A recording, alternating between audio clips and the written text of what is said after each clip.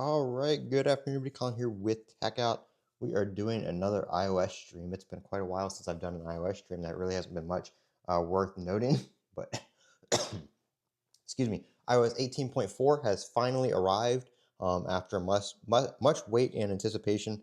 We finally got it. So as always, I have not installed it yet here on my iPhone 16 Pro Max, which I have not used in a very long time. I've been using I had the OnePlus 13. I had the Galaxy S24 Ultra. Now I'm on my Galaxy S25 Ultra. So we're going to be installing the update on this today. Let me see if I can adjust the light on my monitor so we don't have um, too much glare on the phone. There's going to be a little bit of glare when I set it down, but that's just going to be what it is. But yeah, we're going to be checking out iOS 18.4. I have not installed it yet, so we're going to be doing the live install here in typical update fashion. So this came out a few hours ago. It's a 7.72 gigabyte update coming from iOS 18.3.1. So we are going to go ahead and update, and we're going to let that download. I'm gonna put that over there so you guys don't have that huge glare. And while that downloads, we're gonna talk about the iPhone 16e because a lot of people are curious curious what the iPhone 16e entails. And uh, why did that freeze our video? Let's see. Okay, I don't know what happened there.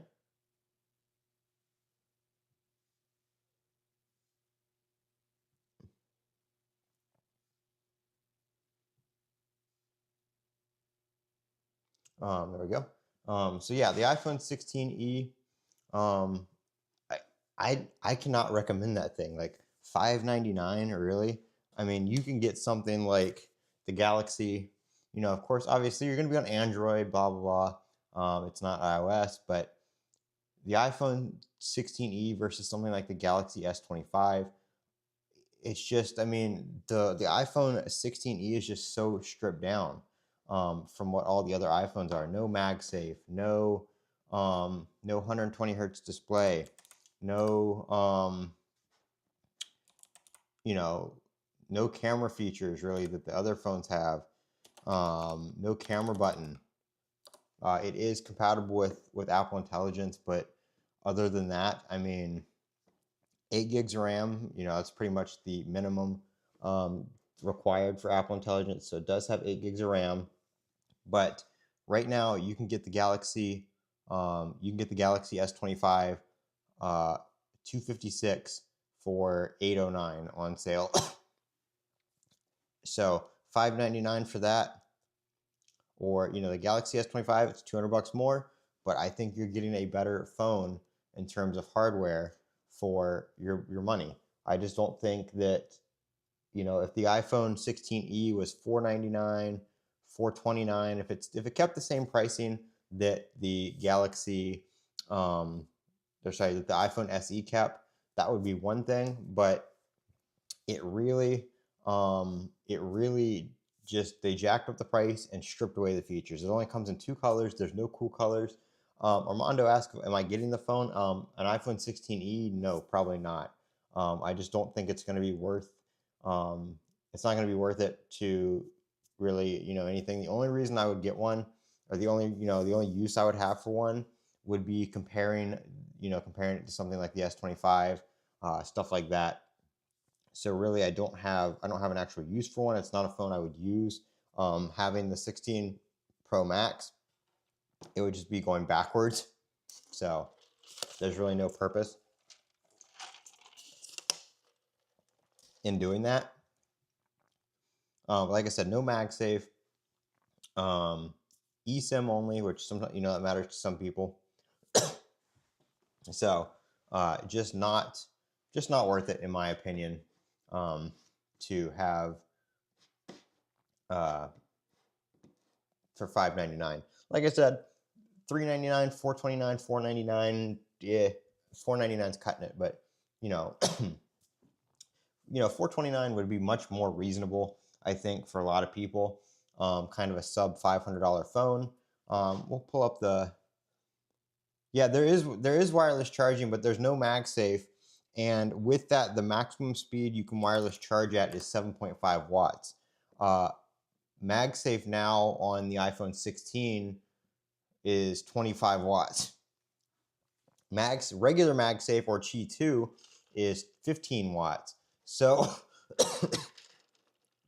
you're losing, a lot of the wireless charging capability. Charging at 7.5 watts is going to be with the efficiency loss. Wireless charging at 7.5 watts is going to be like using the old 5-watt brick. Your phone is going to charge slow as dirt. There's no way that is worth it. Plus, you have the big thick bezels. You have the notch. Now, after being somebody who's used a phone with, something like the dynamic island and stuff like that, I'm pretty much accustomed and used to the dynamic island. I do prefer the dynamic island over the notch, just because it's a little more interactive, stuff like that. Even the bezels here on the iPhone, or sorry, on the S20, let me see if I can get something open here. Even the bezels on the S25 aren't that bad. Plus, there's no notch. There's really nothing taking up the top of the screen like the iPhone. So, I think if you're going to get a phone, if you're looking for a phone in that size and that form factor, I used to be Apple all the way. And I've never been sponsored by a phone brand, Samsung, Apple. I've never gotten a review unit. I've never gotten, I have nothing going for me to push somebody one way or the other, other than like what I personally use and like. So, like, I think that's I think the iPhone, like if you're looking for a pro phone and you're going to get a pro phone, then sure, like the 16 Pro, 16 Pro Max, even the 16s, I think those are decent because those are kind of spec and price wise in line with Samsung's offerings. But Apple tried to launch a mid-range phone, but the mid-range price is just so close to the price of the top tier flagships that you might as well just, if price is everything for you, save your money a little bit longer and get the better phone. Like don't settle for the iPhone 16e just because it's a little bit cheaper, because I think that little bit of price difference takes away a lot of features. There's been a lot of posts on, oh, you lose this feature, oh, you lose that feature. There's a lot of stuff that it doesn't have, in terms of stuff that other flagship phones have. Again, Samsung, Qi 2 charging, 15 watts. USB-C charging, 25 watts. All that kind of stuff. So I just don't think it is entirely worth it to get the iPhone 16e. Like, I just can't recommend such a high-priced device that tries to be oh, it's our cheapest iPhone, it's the cheapest iPhone you can get, stuff like that. I just don't think it is it's worth it. So I mean, if it's the phone you want, it's the phone you want, and that's your choice. But I think there's better iPhones out there. Even if you go with something like an iPhone 15, you can still save a little bit of money and get probably a better phone. With, I think, 15 versus, if you go with like a 15 Pro or 15 Pro Max, you're getting most of the Apple Intelligence features, not all of them, but most of them, then that you don't get on the Galaxy, or sorry, on the iPhone 16e. I keep saying Galaxy because I'm comparing the two, but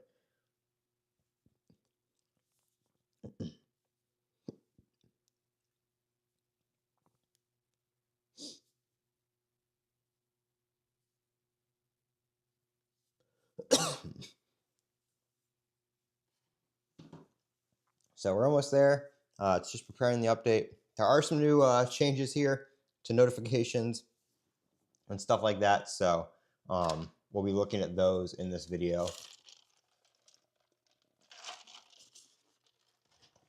go ahead and I'll pull up the change log. Let's see what monitor this is going to pull up today. All right, that is fine. We'll just move the change log over there. Let me sign in.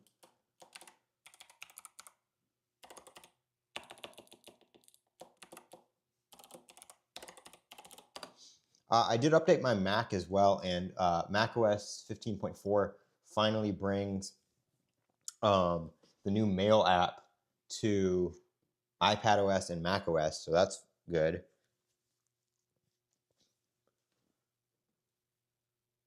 All right, let's see. So we got some Apple Intelligence stuff here. Let's see, new features, known issues.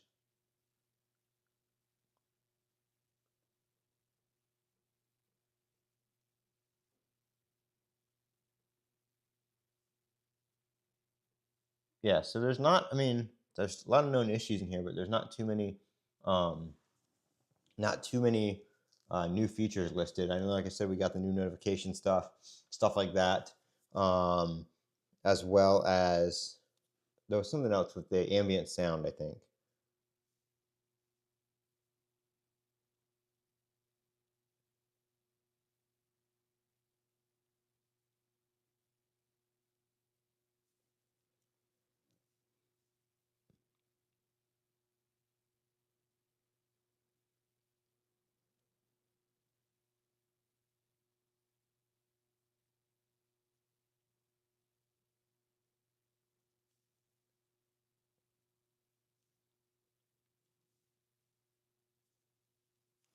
All right, let's see here where we're at on the download.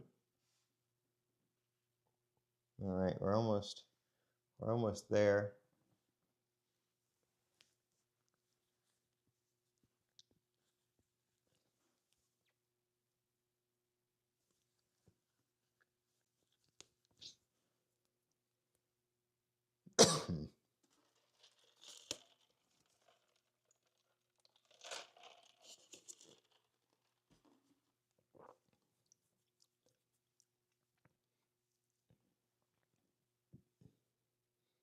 Yeah, I haven't used my iPhone in like, man, it's been a while. Is this thing 100% charged? I couldn't get it plugged in. Let's see here. When?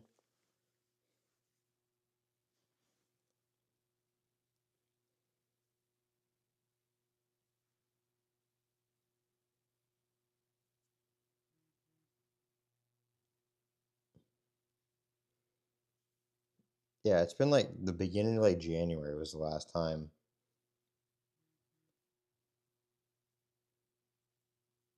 that I used it. So yeah, it's been a hot minute since I used my iPhone. Maybe I don't know, maybe I'll try it with with 18.4, but I'm really, really, really liking the S24 Ultra, or sorry, the S25 Ultra right now. So I don't really.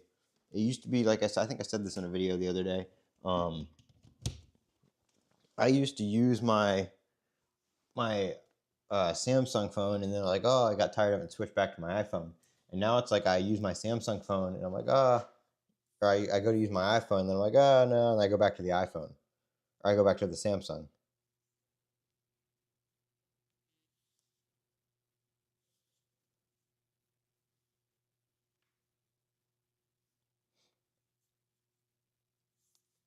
So, yeah, I mean, the Galaxy S25 Ultra right now is my absolute daily driver. I've used this phone. I think I've used it continuously since it came out. I haven't switched to anything else.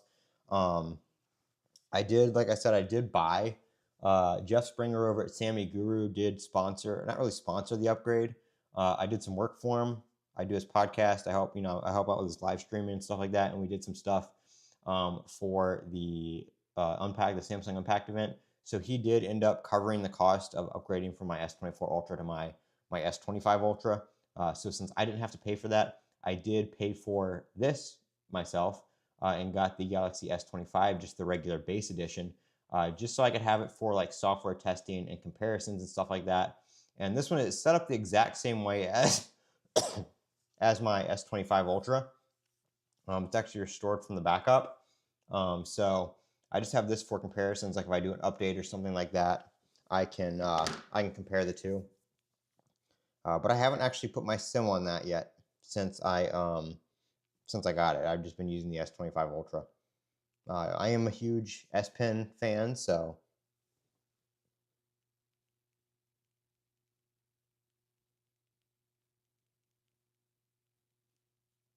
like even if I'm not using the S Pen, a lot of the stuff that I do with the S Pen is just navigating around on the screen like that. I don't actually use it for like writing, drawing, that kind of stuff. There's a couple times where it came in handy for doing stuff like, oh, there it goes, it's getting ready to update. Where it came in handy for doing stuff like I had to sign like a document for something, stuff like that. If I take like screenshots and I want to like edit the screenshot or like a photo or something, sometimes it's a little more precise to kind of crop the photos and that kind of stuff. So I use it for that. But that's pretty much the extent of the usage. I wasn't a huge Bluetooth S Pen user either. So Samsung said only like 1% of the users use that, and I probably wasn't really helping their their statistics for keeping the S Pen for keeping the Bluetooth S Pen. So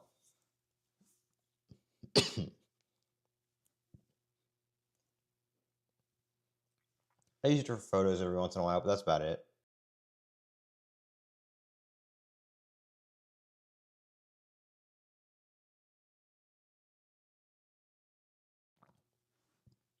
And I was using Blue Bubbles. I was using the server.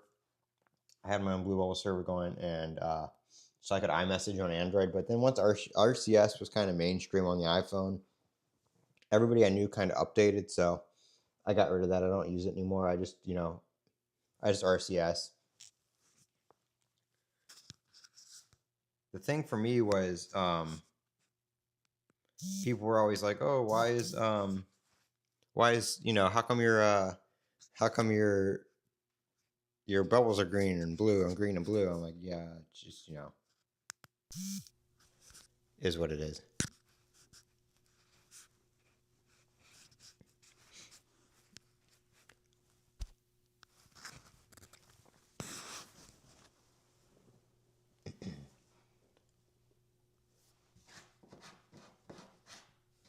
So we're just waiting on it to update here.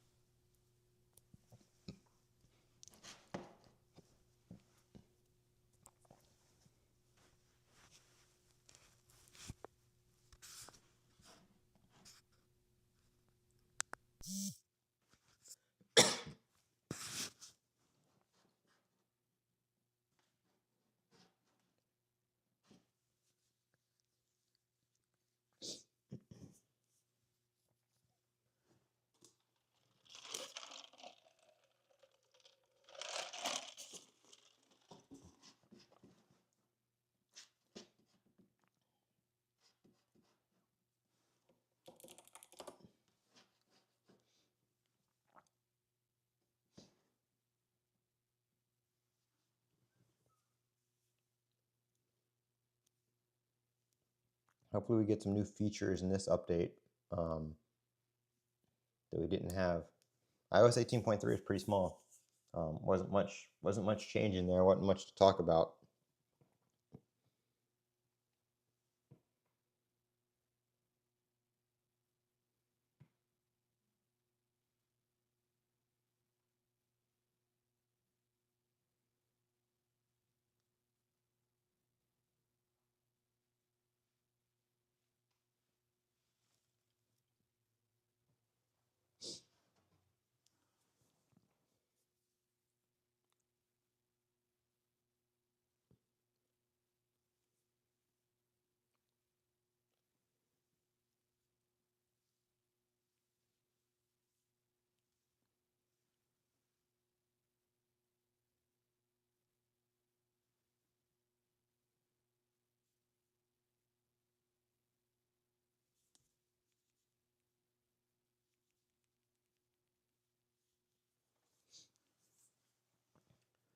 All right, looks like it's almost ready to boot back up here.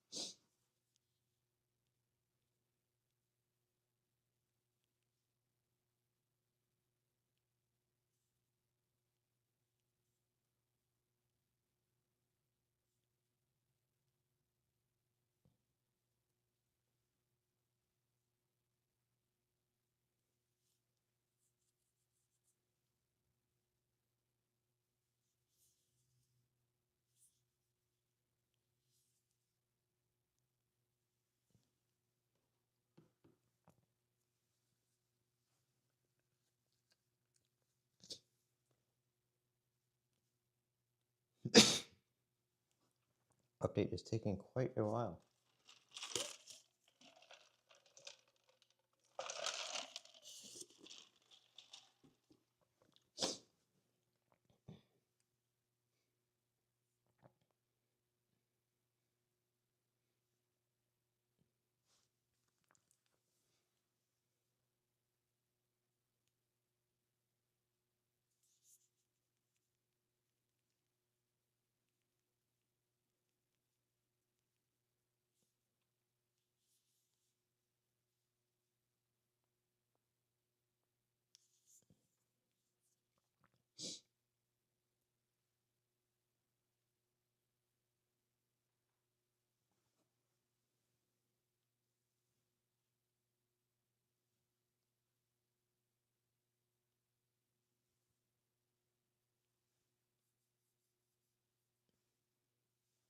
Thought we were almost done, but looks like it's still going.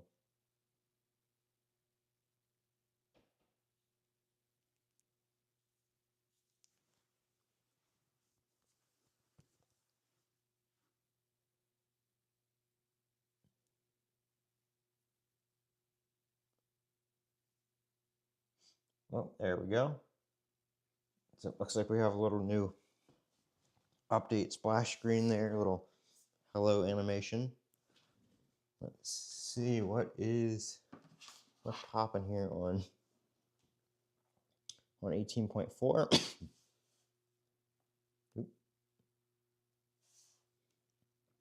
All right.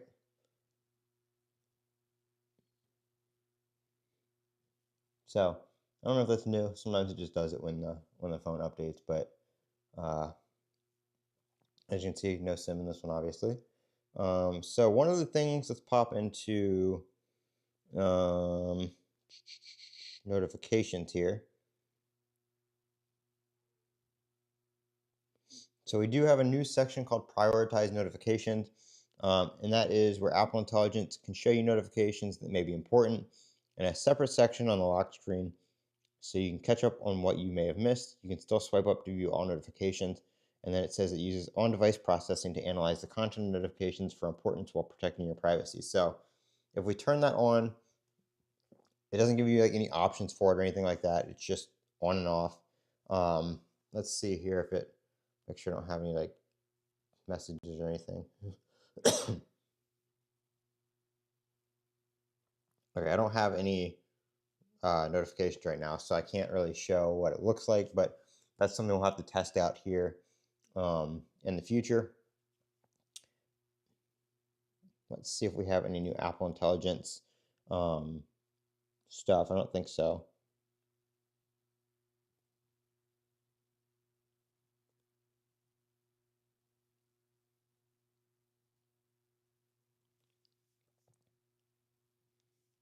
How are you today? What's the weather like?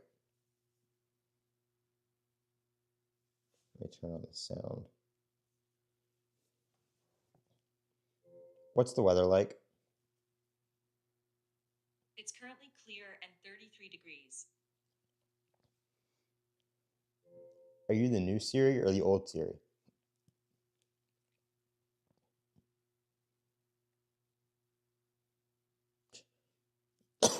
So yeah, I think we still have, oh, okay, wait, Siri updates.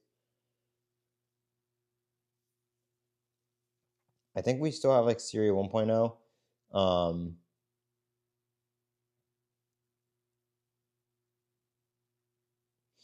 It does say that it is downloading support for Apple Intelligence. So I don't know, maybe something is downloading for Siri, but right now it's still the regular Siri, um, and stuff like that, from what I can tell. And I didn't see anything about there being anything new. It wasn't mentioned anywhere. I didn't see anybody posting anything about it. So, um, yeah, that's pretty much it. The phone didn't get that hot when it was updating. Sometimes it gets so warm when it's updating that it, the screen will be dim when it comes back on. That didn't happen this time, so I guess that's a good thing. Um, we'll take a look here at battery health. Um, let's see, just because I am nearing 100 cycles, I'll probably do a 100 cycle update video. When that'll be exactly, I don't know, because like I said, I don't use it all that much. But we're still 100% maximum capacity. This is a release day iPhone 16 Pro Max. So there's that for what it's worth. I do usually leave it on all the time. The phone is usually on, but obviously I only have to charge it like maybe once every 3 or 4 days. So it really doesn't use that much battery or anything like that. But that's iOS 18.4. We'll have to take it for a spin over the next few days. If there's anything noteworthy, I will make an update video. If not, this stream will probably be it. But obviously, I'll be doing a bunch more videos on iOS 18.4 and the iPhone and stuff like that when we get the rest of the Apple Intelligence feature set, then the new Siri and all that kind of stuff. So that's iOS 18.4. I'm Colin with Techout. Don't forget to comment, rate, subscribe.